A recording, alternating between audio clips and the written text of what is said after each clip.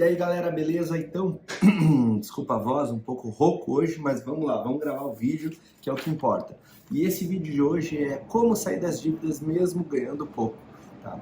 Eu vi que isso é um tema bastante interessante aqui pra galera e resolvi então gravar esse vídeo, né? Então, baseado nisso, na verdade não importa se você ganha pouco, se você ganha muito, o que importa é o seu estado, se você está então endividado ou não, né? E esses passos vão servir para qualquer pessoa que esteja endividada. Então, qualquer um pode aplicar e vai dar certo. Obviamente, né, quando você ganha menos, fica mais difícil, porque tudo é mais apertado, as contas são mais justas e tudo mais.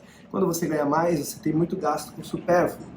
Então, coisas que você pode cortar e que não vai afetar a sua vida, você não vai parar não vai deixar de sobreviver, vamos dizer assim, né? Enquanto que quando você ganha pouco, às vezes é comida na mesa e não tem como cortar, né? Porque isso complica bastante. Então, o primeiro passo, você precisa levantar os dados, você precisa ter informação de como está a sua vida mesmo financeira. Então, você precisa colher esses dados. Então, ver ali, anotar todos os gastos, você precisa ver, eu tenho algum empréstimo? Ok, quanto custa a parcela? Qual é os juros que tem nela? Se fosse quitar isso hoje, quanto custaria? Para você ter uma ideia de qual a sua situação atual, verdadeira, para você poder, então, num próximo passo, fazer o que eu vou falar. Mas a primeira etapa é levantar essas informações, porque sem isso fica basicamente como se você estivesse no escuro, tentando tomar alguma direção, de olhos fechados, no escuro, vendado, entendeu? Então imagina, putz, você não sabe o que você está fazendo. Então você precisa saber qual é a real situação, qual que é o seu nível de endividamento, o quanto você ganha também. Mas Lucas, eu não tenho um trabalho fixo, meu valor é variável, então depende muito, quanto eu vendo, enfim, Então, pega baseado nos últimos meses, você deve ter anotado em algum lugar, um caderninho, as encomendas que você recebeu, ou as vendas que você fez naqueles dias, e você pega então isso e usa como base e faz uma média. Então, no mês de janeiro eu ganhei tanto, no mês de fevereiro eu consegui ganhar tanto, e assim por diante, tá? Então, você precisa ter uma ideia de quanto você ganha e o quanto você gasta, para aí sim você poder tomar as melhores decisões, certo?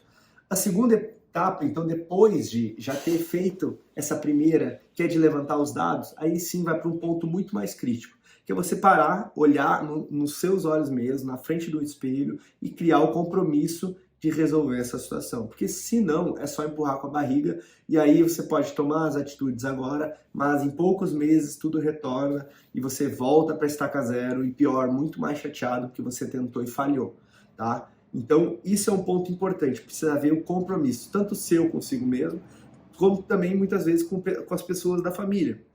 Então, muita gente, e eu venho de uma família que era desse jeito, que não falar sobre dinheiro com as crianças, até a comunicação entre marido e mulher, muitas vezes é complicada em falar de dinheiro, porque gera briga, tal, mas não tem como resolver nada sem conversar.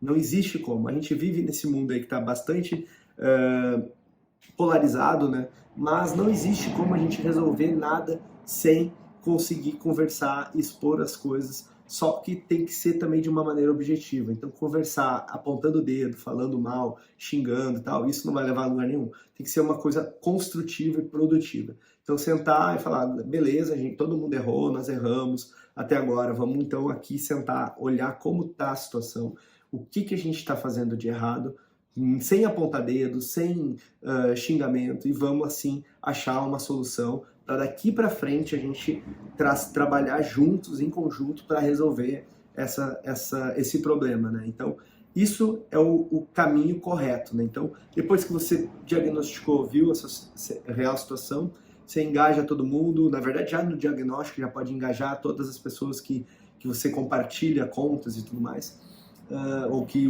usam o seu dinheiro, entre aspas, né? E aí sim, ir para o segundo passo, que é criar esse compromisso. E muitas vezes é bom fazer esse compromisso em grupo, porque uma pessoa ajuda a outra a se manter fiel àquilo, sabe? E no terceiro passo, e aí é o passo de entrar em ação, é você criar um plano, tá? Então olhou lá e viu que tem uma dívida alta que não vai conseguir pagar, e aí você vai ter que tomar uma atitude em relação às coisas que você tem. seria muito leviano da minminha parte falar aqui o que você deveria fazer sem ter conhecimento, tá? Mas ideias que pode ter. Por exemplo, você fez um financiamento e os valores de juros são muito altos, está muito longe ainda para terminar de pagar, você pode tentar refinanciar isso para reduzir os juros, né? Não refinanciar para baixar só a parcela, não. Refinanciar buscando reduzir os juros que você paga. E muitas vezes isso representa o quê? Você se sacrificar por um curto período de tempo.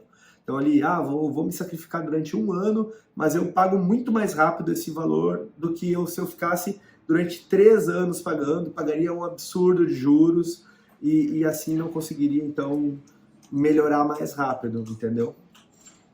Outra coisa que você pode fazer muitas vezes trocar a dívida, né? Uma dívida mais cara por uma dívida mais barata. Mas por que eu falei então do passo 2 do compromisso de mudar? Porque se você só faz isso, pega uma dívida mais barata, quita aquela dívida mais cara, dá aquele fôlego e você não tem o compromisso de manter o foco em reajustar a sua vida financeira, é só o espaço para você fazer novas dívidas ou gastar mais e aí voltar tudo ao que era antes e ainda pior, mais endividado com a bola de neve ainda maior, certo? Então tem que haver esse compromisso, tem que haver esse comprometimento na mudança antes de qualquer coisa. Se não tiver isso, esquece, vai voltar tudo ao que era antes, vai estar um cenário ainda pior, com mais endividamento, com mais dificuldade, e aí sim vai se tornando cada vez mais insustentável. Tá? Ao mesmo tempo, mesmo em condições extremamente sustentáveis, sempre existe uma saída, então não desista.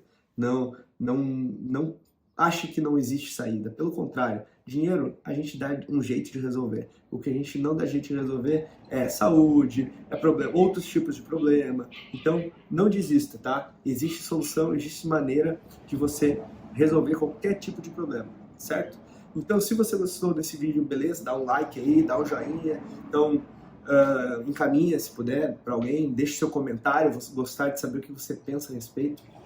E se você também está interessado em mudar, não sabe como, acredita que precisa de alguém para te ajudar, eu estou abrindo nesse mês uma mentoria onde eu vou estar trabalhando com diversos perfis de pessoas, seja a pessoa que está endividada, seja a pessoa que já passou dessa fase, está naquele 0 a 0, mas não consegue ir para a fase de economizar, e seja a pessoa que já economiza, mas que ainda não sabe como investir melhor seu dinheiro para ter um retorno mais rápido. Todas as pessoas juntas num grupo de mentoria que eu vou estar trabalhando individualmente, cada pessoa, mas que todas as outras podem ver, podem compartilhar também alguma coisa em relação àquela situação que cada um está vivendo, certo?